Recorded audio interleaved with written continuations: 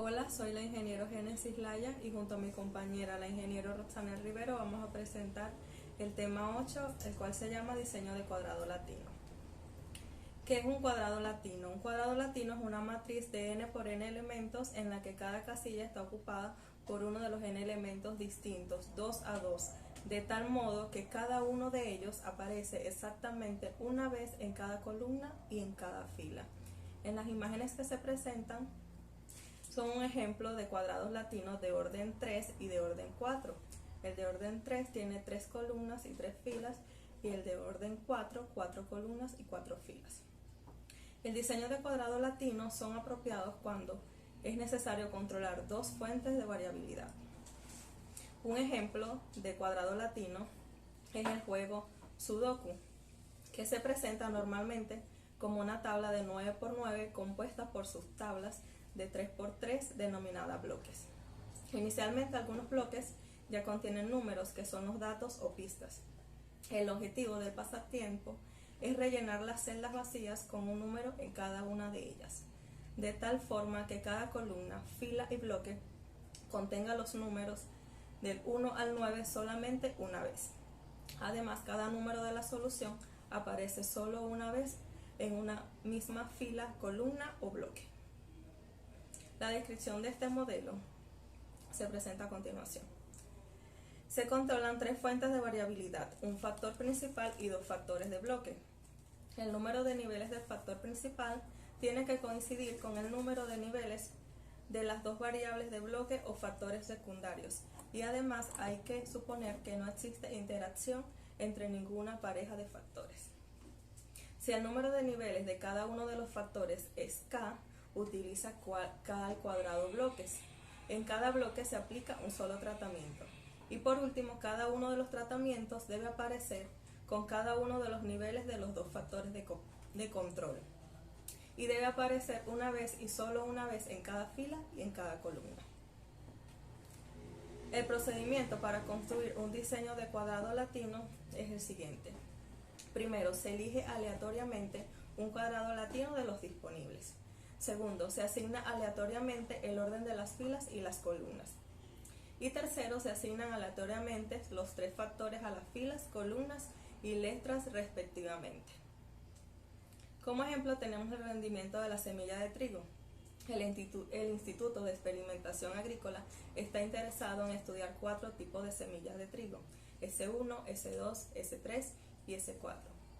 Para ello selecciona 4 niveles para cada una de las variables de bloque: abono, A1, A2, A3 y A4, e insecticida, I1, I2, I3 y 4. Como paso 1 tenemos que se seleccionó al azar el siguiente cuadrado latino. Como paso 2 se asignó también al azar el orden de las filas y las columnas. Eso es a partir del cuadrado latino ya seleccionado. El orden de las filas será 2, 3, 1, 4. Es decir, que del cuadrado latino seleccionado, la segunda fila ahora será la primera del nuevo cuadrado, la tercera fila será la segunda, la primera fila será la tercera y la cuarta fila la cuarta del nuevo cuadrado. Para el orden de las columnas se vuelve a generar otros 4 números aleatorios. Esta vez son 4, 3, 1, 2, obteniéndose el siguiente cuadrado latino, donde la cuarta columna ahora será la primera, la tercera columna la segunda, la primera columna la tercera y la segunda columna la cuarta. Por último, se asignan al azar las filas, las cuales son los insecticidas, las columnas serán los abonos y las letras latinas semillas, resultando el cuadro que se ve en la diapositiva. El diseño cuadrado latino tiene como ventajas que provee una mejor estimación del error experimental, mejora la precisión, hace que el experimento sea más eficiente, controla dos fuentes de variación. Y como desventaja, cuando el número de tratamientos es grande, se pueden presentar un problema potencial debido a que el requerimiento de que el número de filas y columnas debe ser igual al número de tratamientos, es más difícil de obtener. También es probable que el supuesto de interacción sea violado. Estos diseños son recomendados solamente cuando el número de tratamientos está entre 5 y 12 inclusive. Con menos de 5 tratamientos, los grados de libertad son insuficientes para la estimación del error experimental. Muchas gracias, ahora los dejo con mi compañera, la ingeniera Roxanel Rivero. Buenas, les habla la ingeniera Roxanel Rivero y estoy aquí para continuar explicándoles acerca del diseño del cuadrado latino, el cual tiene el siguiente modelo estadístico. Y sub IJH es igual a mu más tau sub I más beta sub J más gamma sub H más U sub IJH, donde Y sub IJH representa la observación correspondiente a la I enésima fila, J enésima columna y H enésima letra latina. Mu es la media global y tau sub I es el efecto producido por el I enésimo nivel del factor fila. Beta sub J es el efecto producido por el J enésimo nivel del factor columna. Gamma sub H es el efecto producido por la H enésima letra latina. U sub I, JH son las variables aleatorias independientes con distribución de número de observaciones 0 a sigma. Una vez dicho el modelo estadístico, podemos dar pie al ejercicio propuesto, el cual indica lo siguiente. A un pozo de gas condensado ubicado en el yacimiento RGLG 219 se le inyecta gas cada ciertos periodos de tiempo con la finalidad de incrementar su producción. Uno de los ingenieros encargados del pozo necesita conocer cuáles de las principales variables del proceso de inyección causan un mayor impacto en el comportamiento productivo final, motivo por el cual decide realizar un experimento a través del uso del método estadístico del cuadrado latino, que le facilite resolver su inquietud. El experimento fue realizado con una matriz de 5×5 y un nivel de significancia de 5%. La tabla 1 nos indica los datos suministrados, en el cual tenemos tiempo de inyección en días, tasa de inyección en miles de pies cúbicos de gas, tiempos de remojo en días. El siguiente paso a realizar es las hipótesis. Las hipótesis para los 3 parámetros involucrados en el ejercicio, en el cual son los tiempos de inyección, la tasa de inyección y el tiempo de remojo. Sobre el tiempo de inyección tenemos que la hipótesis nula indica todos los tiempos de inyección generan el mismo efecto. La hipótesis alterna, no todos los tiempos de inyección generan el mismo efecto. Sobre la tasa de inyección, la hipótesis nula dice que todas las tasas de inyección generan el mismo efecto. La hipótesis alterna dice que no todas las tasas de inyección generan el mismo efecto. Sobre el tiempo de remojo, la hipótesis nula habla de que todos los tiempos de remojo generan el mismo efecto y la hipótesis alterna que no todos los tiempos de remojo generan el mismo efecto. Ok, entonces proseguimos con la asignación aleatoria de los efectos, en donde en este caso pusimos para las columnas el tiempo de inyección, las filas la tasa de inyección y la letra latina será representada por el tiempo de remojo. El tiempo de remojo y la letra latina lo podemos observar en la tabla número 3, en donde para 3 días se le asignó la letra A, 5 días la letra B, 10 días la letra C, 15 días la letra D y 20 días la letra E. En la tabla que estamos observando podemos ver que para un tiempo de inyección de 15 días y una tasa de inyección de 50.000 pies cúbicos de gas, un tiempo de remojo de 15 días, tenemos una tasa de producción de gas de 432.000 pies cúbicos de gas. En esta tabla podemos ver que se han sustituido las letras latinas por los tiempos de remojos.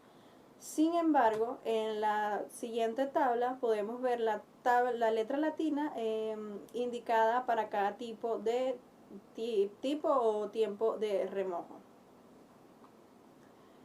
Bien, teniendo la matriz ya establecida, podemos dar pie a la suma de cuadrados para el análisis de varianza, en donde Y sub I vienen siendo las sumatorias para cada fila y Y sub j es la sumatoria para cada columna.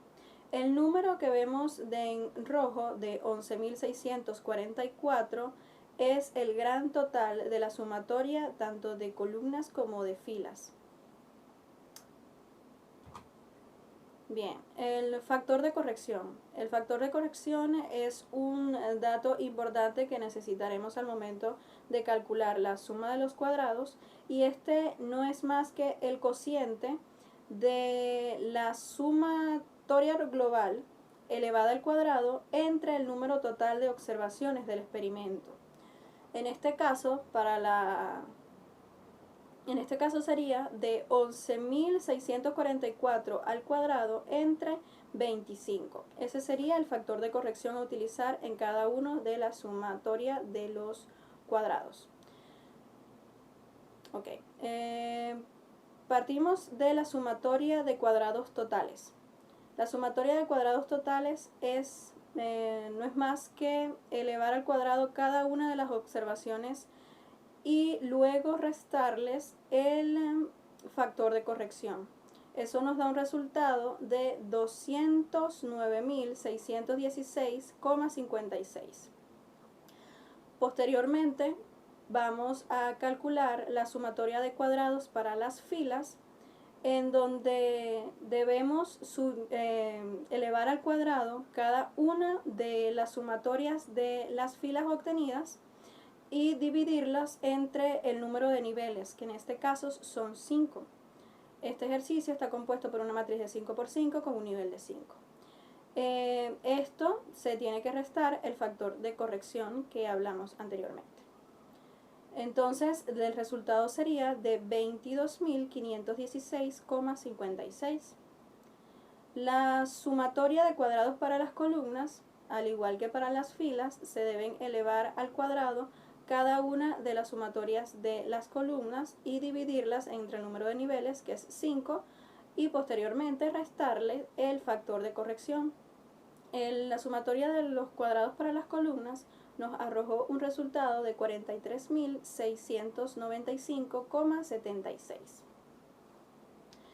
El otro parámetro a evaluar es la sumatoria de los cuadrados para las letras latinas o los tratamientos. En este caso decidimos utilizar una tabla auxiliar para calcular el análisis de varianza, en donde vemos que para cada letra latina debemos tomar las observaciones asociadas a ellas.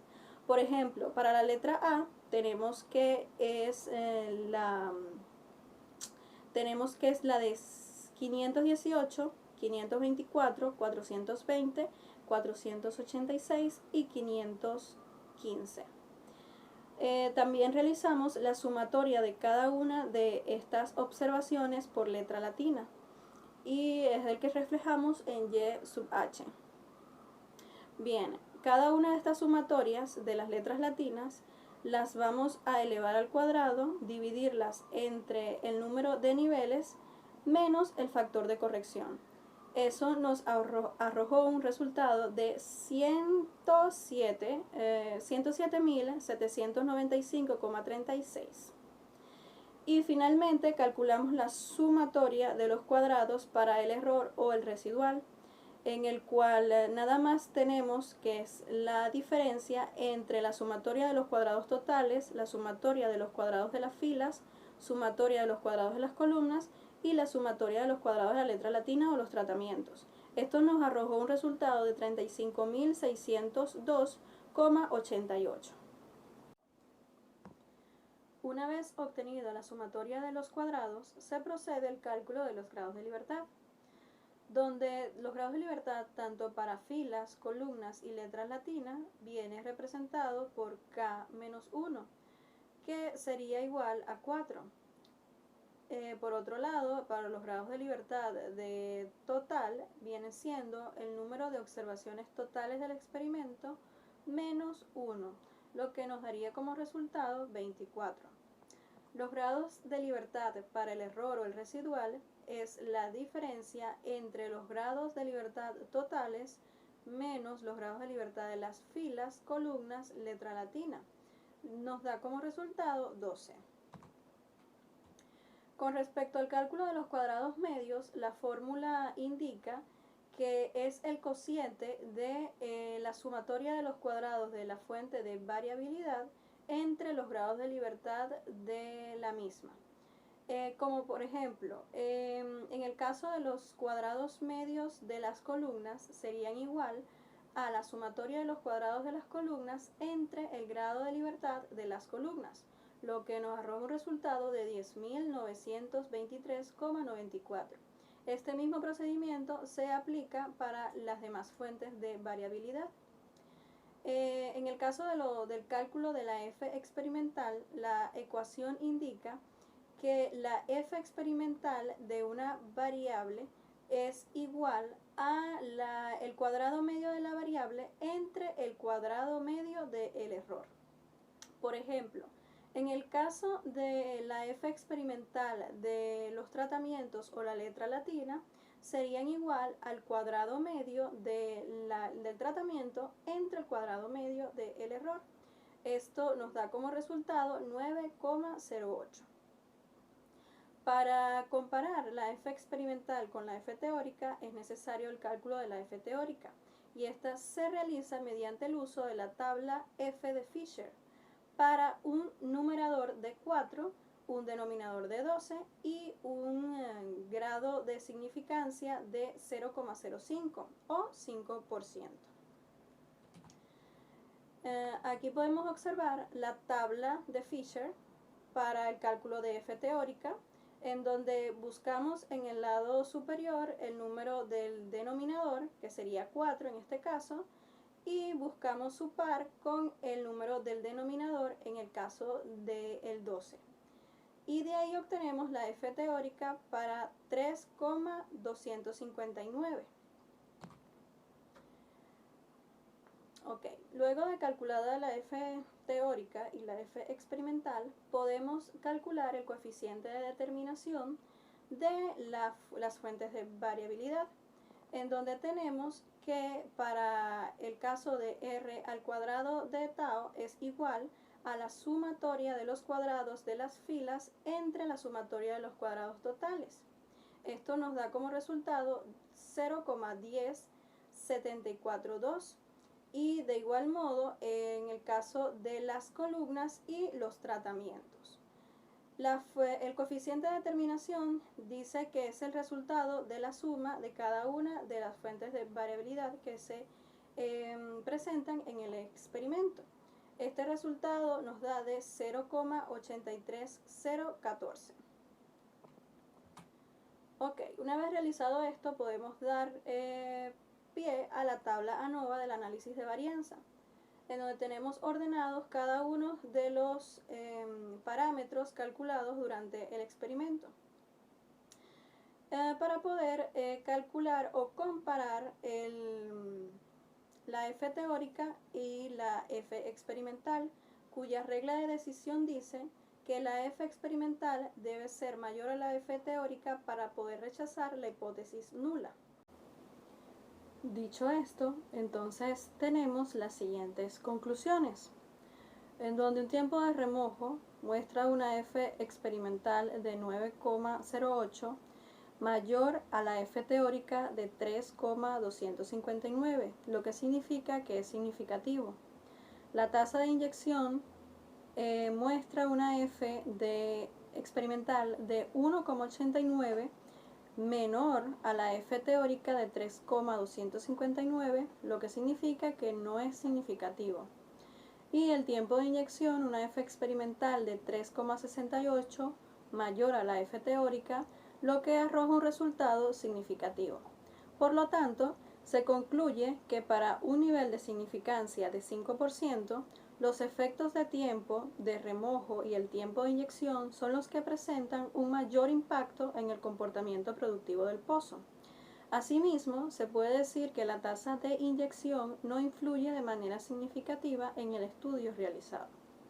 Vale la pena destacar que las estimaciones de este modelo se ajustan bastante bien a la variable real, puesto que el coeficiente de determinación arrojó un 83,014%. Esta fue toda la exposición del diseño de los cuadrados latinos. Muchísimas gracias.